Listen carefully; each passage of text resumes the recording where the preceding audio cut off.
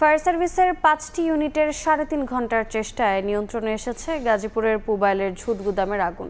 তবে পুড়ে গেছে ৪টি গুদাম। স্থানীয়রা জানায়, রাত ১:৩০টার দিকে হায়দ্রাবাদ এলাকার ঝুট ব্যবসায়ী কায়ুমের গুদামে প্রথমে আগুন লাগে, পরে পাশের আরও দুটো গুদামে তা ছড়িয়ে পড়ে। স্থানীয়রা প্রথমে আগুন নিয়ন্ত্রণের চেষ্টা চালায়। খবর পেয়ে টঙ্গী ফায়ার সার্ভিসের ৩টি ও জয়দেবপুর ফায়ার সার্ভিসের ২টি ইউনিট একযোগে অগ্নি নির্বাপনের কাজ করে। তবে গুদামের ভেতরে ফেব্রিক্স সহ দাহ্য পদার্থ থাকায় আগুন নিয়ন্ত্রণে বেগ পেতে হয়েছে বলে জানায় ফায়ার সার্ভিস। এ সময় ৪টি গুদাম ও বিপুল পরিমাণ মালামাল পুড়ে গেছে। এ ঘটনায় এখন পর্যন্ত কোনো হতাহতের ঘটনা ঘটেনি।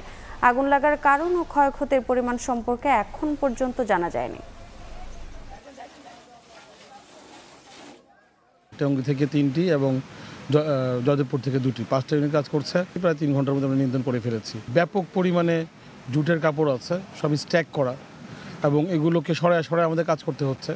এর মধ্যে হিট আছে, অনেক অনেক তাপ হচ্ছে, অনেক গরম এবং অনেক ধোঁয়া হচ্ছে।